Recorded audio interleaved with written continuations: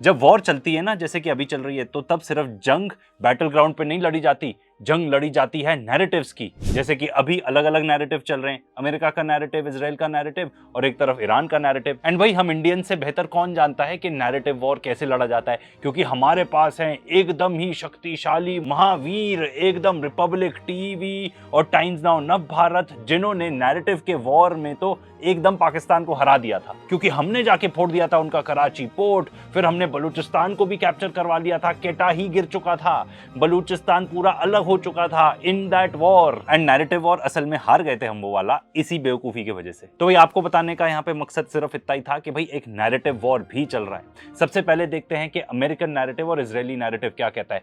Iran एकदम week है, लोग आयतोला से परेशान हो चुके हैं, सबको रेजीम चेंज चाहिए, रेजीम चेंज दो हमें, रेजीम चेंज दो, ऐसा सब मुसाड वाले कहते हैं। उनकी करेंसी कोलैप्स करवा दी, ठीक है। लोग एक्चुअली आ भी गए बाहर प्रोटेस्ट करने के लिए कि भाई ये क्या हो रहा है, पर वो असल में जो प्रोटेस्ट थी वो तो एक दो दिन में सुलट गई। फिर उसके बाद आते हैं Mossad and CIA in action, and वहां पे अपने एजेंट्स उतार देते हैं, जो कि एक्चुअली जाके प्रोटेस्ट तो क्या करते हैं, अफरा तफरी ही मचाते हैं, टेररिज्म मचाते हैं, वहां पे गोलीबारी करते हैं, वहां पे मॉस जला देते हैं, पब्लिक ट्रांसपोर्टेशन को हार्म पहुंचाते हैं, लोगों को पकड़ पकड़ के पीटते हैं। ये उनका काम था करना, उन्होंने किया। उसके बाद इनको लगा कि भाई अभी भी रेजीम नहीं गिरी, तो हम जाके वहां पे बम्बार्ड कर देते हैं, ऐसे बम बरसाते हैं उधर, ऐसे बम बरसाते हैं कि भाई लोग और बाहर आ जाएं और कहें नहीं बस इनफ ऑफ दिस रेजीम, इनको हटाओ, हमको चेंज चाहिए। इतनी बेवकूफी की बात कर रहे थे वो कि कह रहे थे कर्ड्स आएंगे हमारी मदद करने ग्राउंड इन्वेजन में। तो भाई ये तो इनका नैरेटिव था, इनके ख्याली पुलाव थे, ऐसा कुछ भी नहीं हुआ। और अगर आप इनका नैरेटिव सुनोगे ड्यूरिंग द वॉर, तो इजराइल तो शुरू के 5-6 दिन में ही आके बोलने लगा ईरान के 60% मिसाइल कैपेबिलिटी खत्म। ट्रंप ने कितनी बार बोल दिया उनका एयर डिफेंस खत्म, उनकी एयरफोर्स खत्म, उनकी नेवी खत्म, कुछ भी नहीं बचा, मिलिटरीली खत्म है वो लोग। आपको आके यही सब चीजें बताते रहते हैं। Their navy is gone.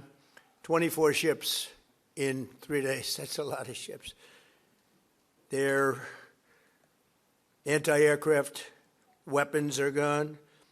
So they have no air force. They have no air defense. All of their airplanes are gone. Their communications are gone. Missiles are gone. Launches are gone. About 60% and 64% respectively.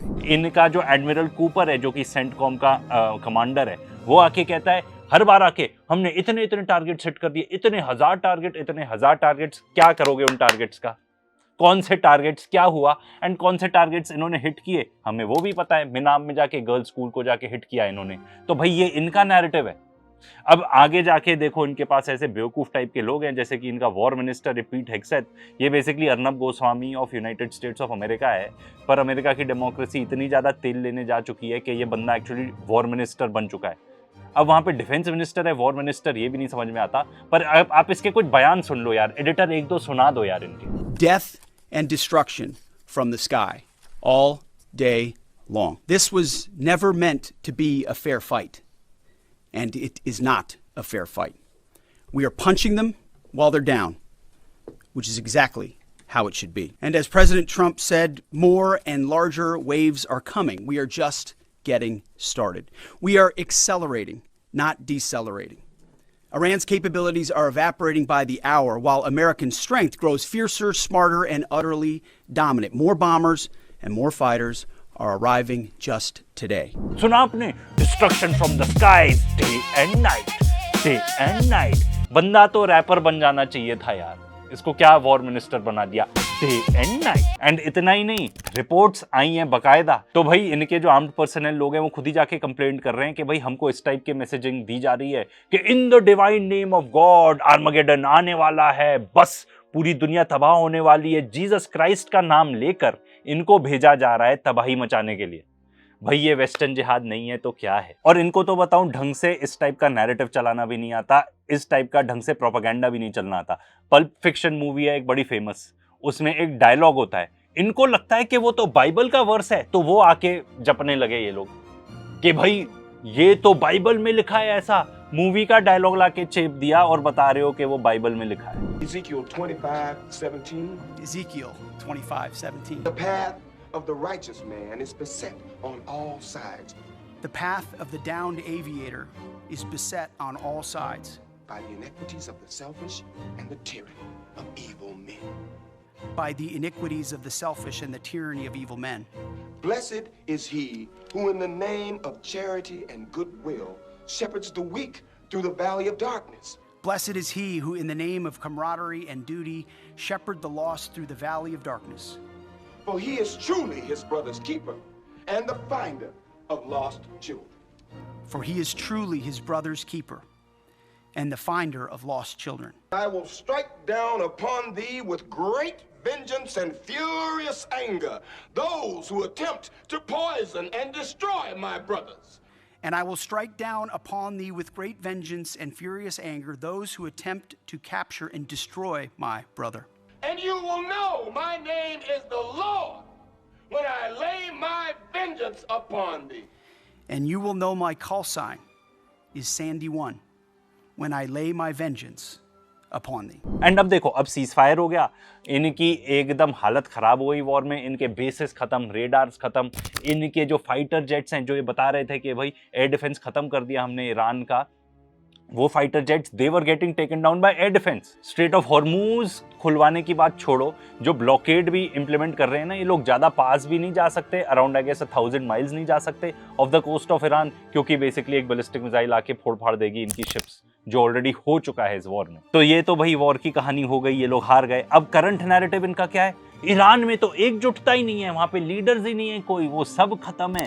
एक तरफ है उनके hawks, ठीक है, हार्डलाइनर्स, और एक तरफ है मॉडरेट्स। अरे और इनके फॉरेन मिनिस्टर को देखो, ये जो इस्लामाबाद जा रहा है इसको तो हाउस अरेस्ट पे डाल दिया था, एंड IRGC कंट्रोल कर रहा है सब कुछ। एंड ये तो हार्डलाइनर्स हैं, ये तो आयतोलाज हैं, ये तो मुसलमान हैं, इनको कुछ भी नहीं पता भाई। We will bomb them back to the stone age, बस ये है इनका नैरेटिव। ये बताने लगे कि जो प्रेसिडेंट है उसका और जो ईरान के स्पीकर ऑफ पार्लियामेंट है उनका, उनकी आपस में लड़ाई हो रही है, आपस में कॉन्फ्लिक्ट हो रही है। एंड ट्रम्प का तो क्या बोले, कितनी बार बोल चुका है वॉर इज फिनिश्ड, कितनी बार विक्ट्री डिक्लेयर कर चुका है, हम जीत गए, हम जीत गए, हम जीत गए। इसको सपने आते होंगे, इसको जो दवाइयां देते हैं ना ताकि इसको नींद आ जाए, उससे हलूसिनेट करता होगा ये। We've already won in many ways, but we haven't won enough. Let me tell you, we've won.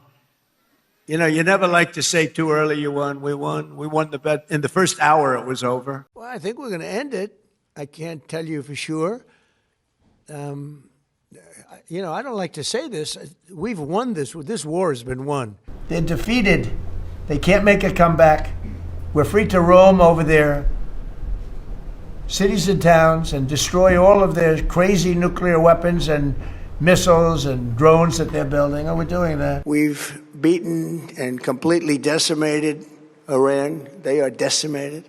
मतलब इनकी मीडिया का क्या बोलो यार, ट्रम्प को एकदम हाई फाई बंदा दिखा दिया कि बैठ के एकदम स्ट्रेटेजाइज कर रहा है, चेस खेल रहा है, जियोपॉलिटिकल चेस बोर्ड, एकदम मतलब मास्टरमाइंड, किसी को भी हरा देगा ये, सुन लो। He's playing 3-dimensional chess. 4-dimensional chess. Playing 5D chess. अब यार अब ये बता दो 3D चेस खेल रहा है, 4D चेस खेल रहा है या 5D चेस? 4D की बात करो तो वो जुरासिक पार्क वाली राइड वाइड नहीं होती, थीम पार्क वगैरह में चेयर यूं यूं हिलती है, कभी पानी आ रहा है यूं, कभी ऐसे पानी भी आ जाएगा, तुम भी खुद हिलने लगोगे, और उसके बाद इतना बड़ा सरदर्द हो जाता है। ये बंदा अपनी इमेजिनेशन में चाहे 3D चेस हो, 4D चेस हो, 5D चेस हो, इतना गुम रहता है कि इसको यही नहीं पता असलियत क्या है। क्या कहता है कि ईरानियंस खुद आएंगे, हैंड ओवर करेंगे अपना एनरिच्ड यूरेनियम, ईरानियंस खुद आएंगे स्ट्रेट ऑफ हॉर्मूज में और बोलेंगे कि भाई हमारे साथ टोल कलेक्शन वो भी करेंगे, हम भी करेंगे। Iran has just announced that the Strait of Hormuz is fully open and ready for business and full passage. अब ट्रम्प इतने जोर शोर से लगा हुआ है कि किसी तरह स्ट्रेट ऑफ हॉर्मूज खुलवा के ही रहेंगे हम। वो अलग बात है कि ये वॉर से पहले स्ट्रेट ऑफ हॉर्मूज एक्चुअली खुला ही था। मतलब ये आदमी ऐसा है कि बिस्तर के इस साइड उठे तो आज अलग मूड, बिस्तर के उस साइड उठे तो आज अलग मूड, तो उसके हिसाब से इसका नैरेटिव भी चेंज होता रहता है। एंड इजरायलीज की क्या बात करो, उनसे तो पूछो तो बस एकदम दुबई टाइप नैरेटिव है उनका। मिसाइल जितनी आई सब इंटरसेप्ट कर लिया हमने, सब आयरन डोम जिंदाबाद। एंड इतने सारे जो वीडियोस आते रहते हैं कि भाई मिसाइल लैंड करे जा रही हैं, करे जा रही हैं, करे जा रही है, इतना डेवस्टेशन का जो वीडियो आ रहे हैं वहां से। एंड ऐसे हैं ये लोग, सो कॉल्ड डेमोक्रेसी, जाके अरेस्ट कर रहे हैं भाई लोगों को, कोई कुछ रिकॉर्ड करते हुए मिल जाए अरेस्ट कर लेते हैं उनको। एंड देखो अगर इजराइल का आप नैरेटिव देखोगे वहां पे कोई प्रॉब्लम ही नहीं है। बॉम्ब शेल्टर्स में तो पार्टीज चल रही थी बॉस, पार्टीज चल रही थी।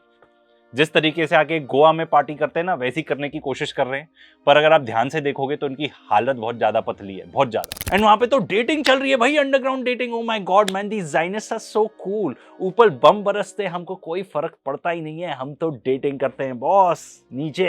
यस एंड दूसरी तरफ इनका नैरेटिव ये है कि भाई इनके जो सोल्जर्स हैं, ये देखो जीसस क्राइस्ट के स्टैचू के साथ क्या कर रहे हैं। एंड ये सोल्जर ने खुद ही सोशल मीडिया पे डाली हुई है, खुद ही इस टाइप के वीडियोस डाल रहे हैं कि देखो लेबनान के घर थे, हमने वहां पे कितनी तबाही मचा दी, एकदम गाजा जैसा उसको बना दिया।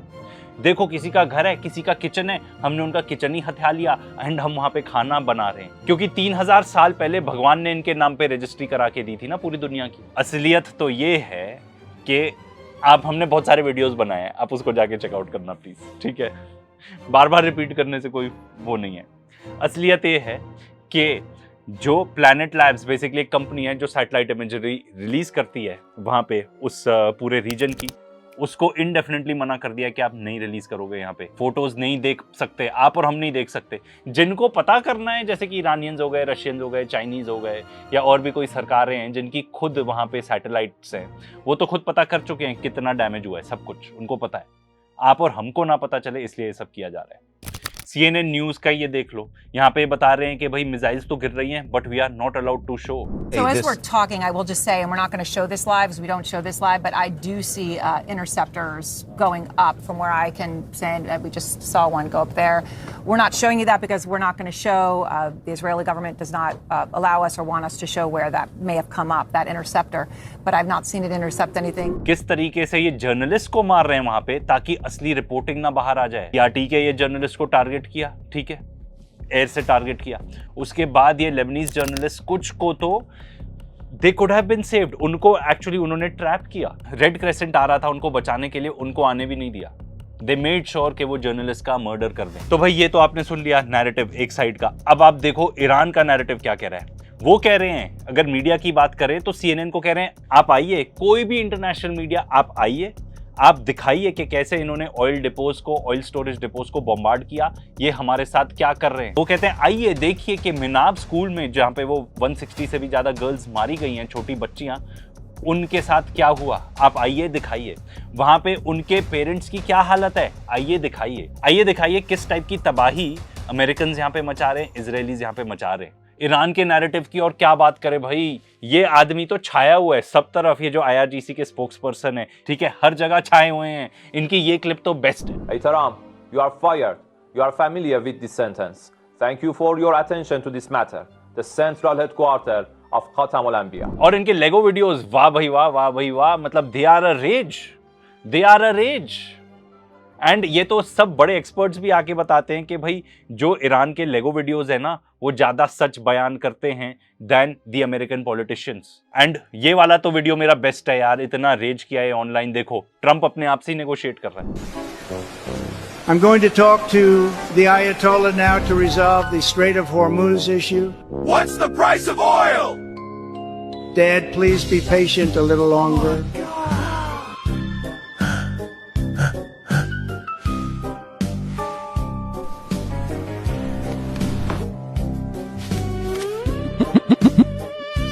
Can you open the Strait of Hormuz? Who are you even? I have the biggest military on earth. Whatever you say, Mr. Trump, the strait is all yours. Beat it, because I've already talked to Iran and the strait will be open shortly. Thanks, everyone. We are the best. Everybody knows this. Aitaram, you are fired. You are familiar with this sentence. Thank you for your attention to this matter. The central headquarters of Khatam al-Anbiya.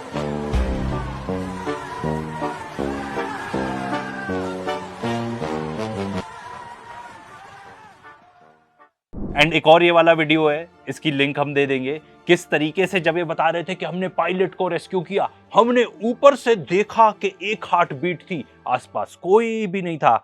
मतलब इतने सारे western media outlets इसकी story run कर रहे हैं।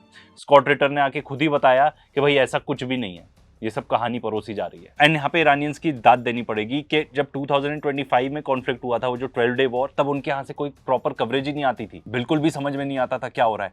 पर अब तो पता नहीं इन्होंने कौन सी सोशल मीडिया एकदम से टीम जागरूक कर दी है, इतनी बढ़िया कम्युनिकेशन आती है वहां से। एंड इनके जो पॉलिटिशियंस है वो भी एकदम जागरूक हो गए हैं। फॉर एग्जाम्पल गालिबाफ की आप ट्वीट देखिए, जो वहां पे स्पीकर है उनके पार्लियामेंट के, डीबंकिंग कि भाई वो ट्रंप ने कुछ झूठ बोले, जैसे वो बोलता रहता है, आ गए तुरंत, इसने ये झूठ बोला, ऐसा कुछ हुआ ही नहीं। देखो आज के डेट में ऑलमोस्ट पूरी दुनिया ईरान को सपोर्ट कर रही है। इन्होंने आके ये भी बता दिया कि भाई ठीक है, अगर नेगोशिएशन स्कैम भी थी फिर भी हम तो फुल फ्लेजेड तैयारी के साथ जा रहे हैं। यहाँ पे जब इस्लामाबाद में पीस टॉक्स हुए 71 पीपल की डेलीगेशन थी और so many people were there, कुछ भी टाइप की नेगोशिएशन हो ताकि इतना डेटा रहे हमारे पास, जो भी हमारे एक्सपर्ट हैं वो एकदम सामने रहे ताकि हम डिसीजन तुरंत ले पाए। एंड उनके तरफ से आए थे वो चंगू मंगू। एंड ईरान में इतनी सारी रैलीज हो रही हैं, इतनी सारी रैलीज, लोग एकदम इकट्ठे हैं। यहाँ के पॉलिटिशियंस, भाई मैंने तो ऐसा देश नहीं देखा जहाँ पे प्रेसिडेंट खुद पहुंचा हुआ है, फॉरेन मिनिस्टर खुद पहुंचा हुआ है रैली में। एंड इजराइल में हालत देख लो तो वहाँ के तो पॉलिटिशियंस निकल रहे हैं, वो नहीं रहना चाहते इजराइल में। देखो नैरेटिव वॉर जीतना specially against the Americans and Zionist controlled media बहुत ही डिफिकल्ट है, बट ईरान ने इतनी बढ़िया फाइट दी है ना, इतनी बढ़िया फाइट दी है, क्या बताएं। देखो ईरान एक्चुअली एसिमेट्रिक वॉरफेयर लड़ रहा है, चाहे वो वेपन्स के साथ हो, चाहे मीडिया एंड नैरेटिव कवरेज हो। एंड अगर आप मुझसे पर्सनली पूछो कि भाई मेरे लिए सबसे मेमोरेबल क्या रहा है, सबसे मेमोरेबल कोई इंटरव्यू या कोई ऐसी मीडिया कवरेज, मतलब कोई ऐसी चीज जो एकदम हिस्ट्री बुक्स में जाएगी, तो मेरे लिए वो ये है। Are you afraid of a U.S. invasion in your country? No, we are waiting for them. You are waiting for the U.S. military to invade the ground troops? Yes, because we are confident that we can confront them, and that would be a big disaster for them.